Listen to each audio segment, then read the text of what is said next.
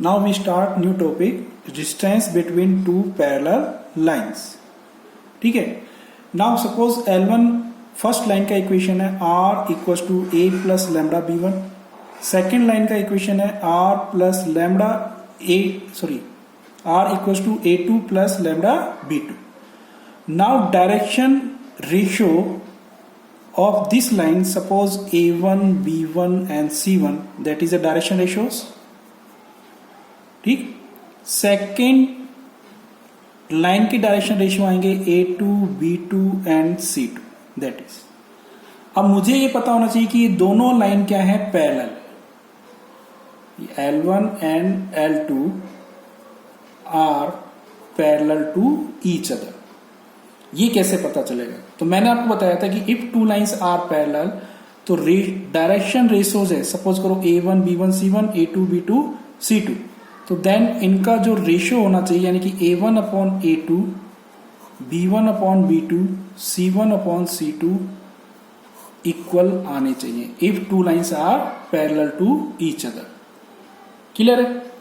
Now ये तो क्या पता लग जाएगा कि आपको डायरेक्शन लाइन क्या है, लाइंस क्या है, पैरेलल है.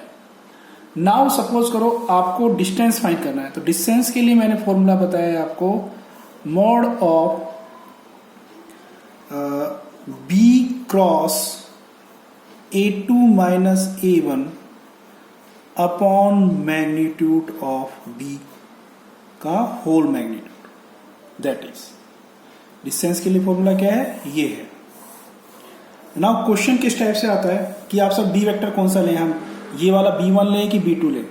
ये क्वेश्चन आता है कि सर B1 लें B2 लें. तो मैं कह रहा हूं कि B1 B2 आप कोई भी वेक्टर इसमें ले सकते हैं B के लिए, B के रिप्लेस में. कैसे? जैसे क्वेश्चन आता है, सपोज करो क्वेश्चन क्या है, find the distance between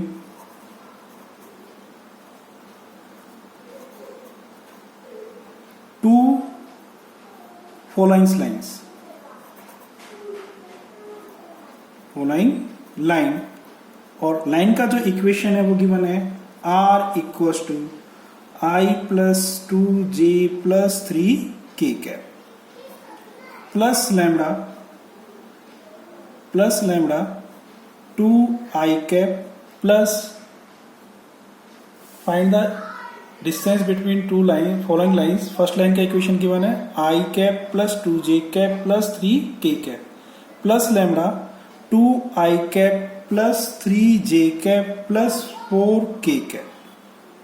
second line का जो इक्वेशन है that is 2I cap plus 4J cap plus 5K cap plus lambda 4I cap plus 6J cap plus 8K cap.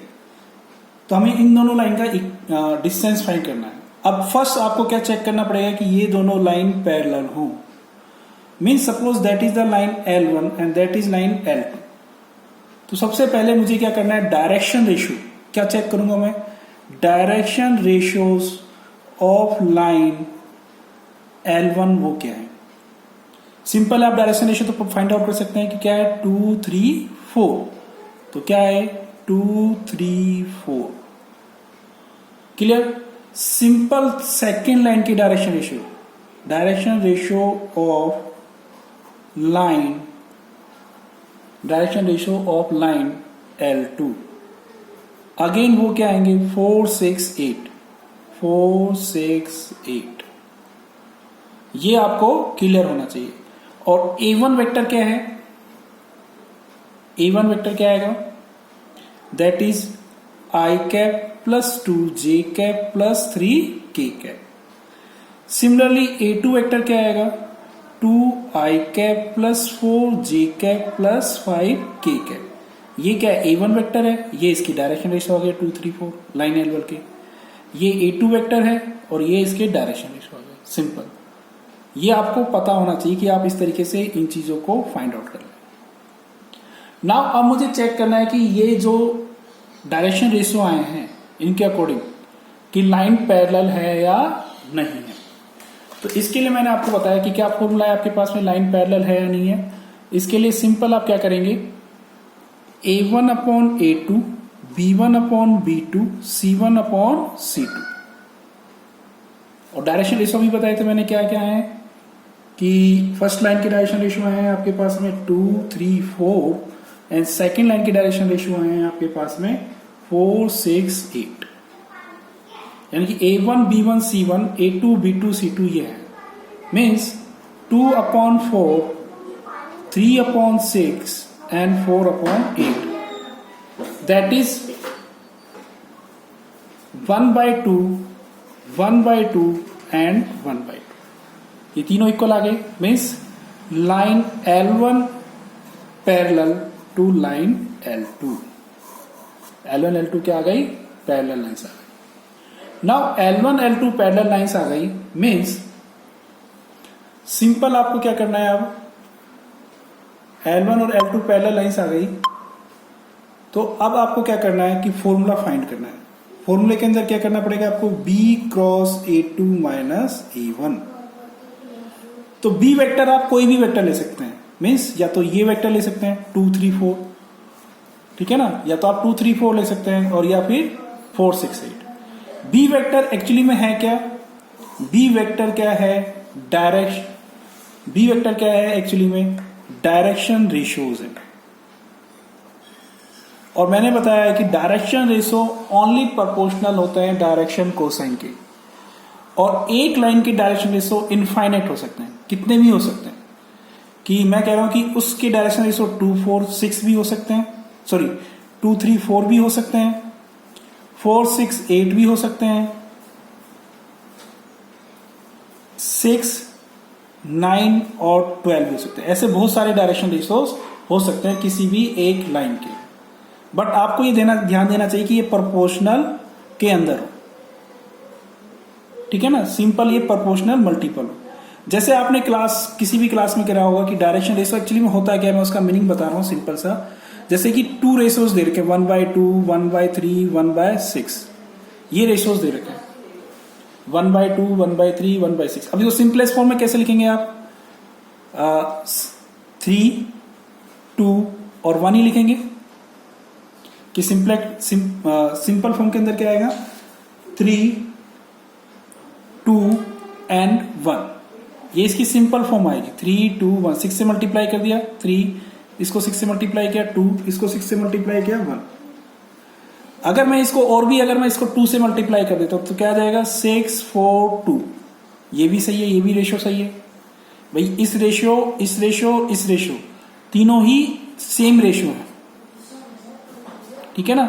और अगर मैं ऐसे लिखूं 9 6 एंड 3, ये रेशो भी सेम रेशो है। तो यहां भी डायरेक्शन रेशो का मतलब सिंपल सेम भी है कि आप 2 3 4 लिखें, 4 6 8 लिखें, 6 9 12 लिखें, सेम मीनिंग है। क्लियर है ये चीज? I think that is the clear.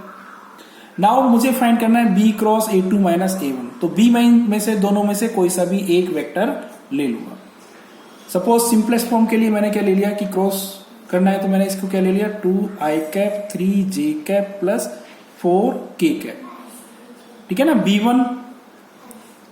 B vector को मैं B1 वेक्टर भी ले सकता हूं और B2 वेक्टर भी ले सकता हूं, कोई सा भी एक वेक्टर में ले लूंगा, ठीक है ना। सिंपल। क्यों? क्योंकि ये डायरेक्शन रेशियोज होते हैं किसी भी लाइन के, वो मल्टीपल में होते हैं, ठीक है ना। 2 3 4 भी ले सकता हूं, 4 6 8 भी ले सकता हूं, 6 9 12 भी ले सकता हूं, ठीक है ना। तो कुछ भी मैं ले सकता हूं, इसमें कोई भी आंसर के अंदर कोई भी चेंज नहीं है, क्योंकि एक तरीके से डायरेक्शन रेशियोज है, ठीक है ना। ये क्या है? डायरेक्शन रेशियोज का मतलब पैरेलल वेक्टर है, तो पैरेलल वेक्टर की डायरेक्शन रेशियो सेम हो सकते हैं। ये क्लियर हो गया। नाउ B वेक्टर मुझे पता लग गया। अब A2 माइनस A1, तो A2 माइनस A1 में फाइंड कर लूंगा। सिंपल, मुझे जो इक्वेशन दे रखी मैंने आपको A2 बता रखा है, इसमें A2 ये है, A1 ये है, तो A2 माइनस A1 आप फाइंड आउट कर सकते हैं डायरेक्टली। 2i माइनस i, तो ये क्या जाएगा? i cap 4j plus 2j, तो ये क्या जाएगा? 2j cap and 5 minus 3 that is 2k cap. तो A2 माइनस आ गया 1 2 2, क्लियर। और A2 माइनस A1 आ गया आपके पास में 1i cap plus 2j cap plus 2k cap. और B वेक्टर आपको मैंने अभी बता दिया, ये आ गया। अब आपके पास में क्या फाइंड करना है आपको, B cross A2 minus A1, that is, तो B क्रॉस यानी कि I J N K, B vector यानी कि 2 3 4, ठीक है ना, B वेक्टर यानी कि 2 3 4, और A2 माइनस A1 मीन्स 1 2 2। इसको मैं सोल्व करूंगा, डायरेक्ट में लिख रहा हूं कि क्या आंसर आएगा, कि क्रॉस मल्टीप्लीकेशन आपको पता है कि क्या आएगा, कि मैं डायरेक्ट लिख रहा हूं इसको, दैट इज जो वैल्यू आएगी -2i cap plus k cap आएगी। Clear? Now B cross A2 minus A1 आ गया। Now magnitude of B, magnitude of B यानी कि ये रहा B वेक्टर 2 3 4, इसका मैग्नीट्यूड क्या आएगा, 2 का स्क्वायर प्लस 3 का स्क्वायर प्लस 4 का square means √29, that is clear है। Now √29, now magnitude of B क्या है आपका, √29, और B cross A2 minus A1 क्या आया, that is -2i cap plus k cap, -2i cap plus k cap. Now distance D का formula क्या होता है, magnitude of -2i cap plus k cap upon में, सॉरी ये तो B cross A2 minus A1 की वैल्यू रख दी, upon √29। Formula क्या होता है, अगेन मैं लिख देता हूं कि फॉर्मूला क्या होता है, B cross A2 minus A1 upon magnitude of B, B cross A2 minus A1 upon magnitude of B। तो B cross A2 minus A1 मैंने निकाल लिया, वो उसकी वैल्यू पुट कर दी, मैग्नीट्यूड ऑफ B की वैल्यू कितनी है, √29। अगेन इसको सोल्व करेंगे तो क्या हो जाएगा, स्क्वायर रूट 29 तो बाहर आ गया, यानी कि magnitude of -2i cap plus k cap, और इसका मैग्नीट्यूड फाइंड करेंगे तो क्या आ जाएगा, √5 upon √29 means √5 upon 29, that is, तो डिस्टेंस कितनी आई, ये आई। बस आपको ये ध्यान रखना है इस टाइप के क्वेश्चन में, फर्स्ट आपको कि ये लाइन पैरेलल है या नहीं है, फर्स्ट। सेकंड आप क्या चेक करेंगे, बी वेक्टर, बी वेक्टर आप कोई भी वेक्टर ले सकते हैं उनमें से, दोनों में से, जब B1 और B2 की बात कर रहे हैं तो दोनों में से कोई सा भी वेक्टर क्या ले सकते हैं आप, बी वेक्टर ले सकते हैं। ठीक है, मैं रीजन बता दिया कि क्यों, क्योंकि B क्या है, एक तरीके से डायरेक्शन रेशियो को रिप्रेजेंट करता है, एंड डायरेक्शन रेशियो मल्टीपल होते हैं, प्रोपोर्शनल होते हैं, तो दोनों ही आंसर सही है। क्लियर है, तो ये आपका डिस्टेंस के लिए।